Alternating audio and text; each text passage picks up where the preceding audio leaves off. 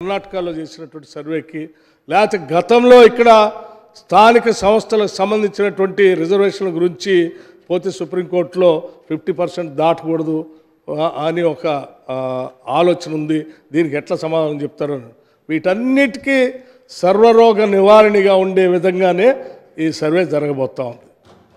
పూర్తి సర్వరోగ నివారణ. సుప్రీంకోర్టు ఏం చెప్పింది?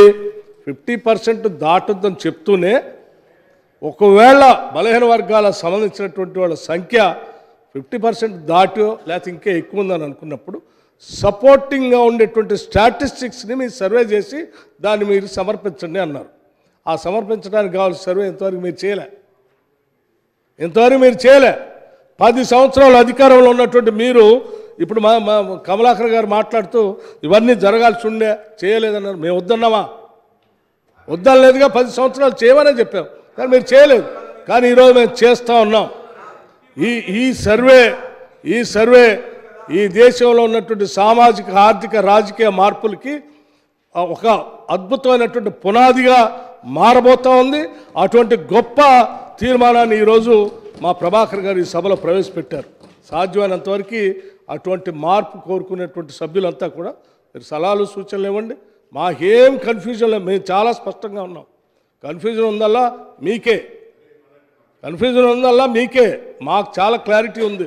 మేమేం చేయాలనుకుంటున్నాం, ఏ రకంగా సామాజికంగా రాజకీయంగా ఆర్థికంగా అన్ని వర్గాల ప్రజానీకానికి ఈ రాష్ట్ర సంపదని ఏ రకంగా పంచడం కోసం కావాల్సిన సమాచారం కోసం మేము చేసే కార్యక్రమాలన్నీ చేస్తూ ఉన్నాం. Thank you. కమలాకర్ గారు ఇప్పటికే ½ అన్ అవర్ అయిపోయింది. 8 మెంబర్స్ ఉన్నారు. మీరు కూడా ఆలోచించండి. 8 ఉన్నారు.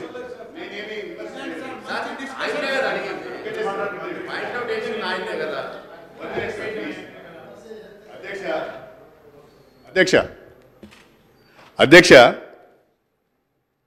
We are welcome. మన బట్టి గారు, వీఆర్ వెల్కమింగ్ ది రెజల్యూషన్.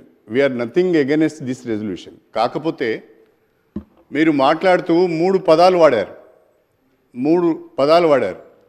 మీరు జనగణన అనే మాట వాడారు, మీరు కులగణన అనే మాట వాడారు, సమగ్ర కుటుంబ సర్వే అనే మాట వాడారు, బీసీ కులగణన అనే మాట మాట్లాడారు.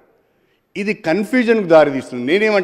నేనేమంటానంటే ఒకటే మీరు ఈ సమాజంలో ఉన్నటువంటి వాళ్లే కదా, రాష్ట్ర సమాజంలో ఉన్నటువంటి అన్ని కుటుంబాలు అన్ని కులాలు అన్నీ ఉన్నారు కదా, అందరికి సంబంధించిందే ఈ సర్వే అని చెప్పాం. మీరు కన్ఫ్యూజ్ అవుతున్నారు సార్. మేము చాలా క్లియర్గా, డోంట్ గెట్ కన్ఫ్యూజ్డ్ శ్రీహరి గారు. మీరు చెప్పినటువంటి అన్ని కులాలు, ఇప్పుడు నేను చెప్పిన పదాలు అన్ని సమాజంలో ఉన్నటువంటి వాళ్ళే, అందరి ఇంటింటికి వెళ్తుంది. రాష్ట్ర వ్యాప్తంగా ఈ సర్వే జరుగుతుంది. కమలాకర్ గారు కాదు, మీరు కమలాకర్ గారు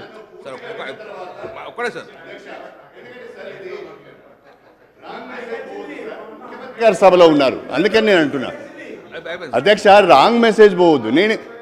మేము మా పార్టీ పరంగా ఈ తీర్మానాన్ని సమర్థిస్తున్నాము.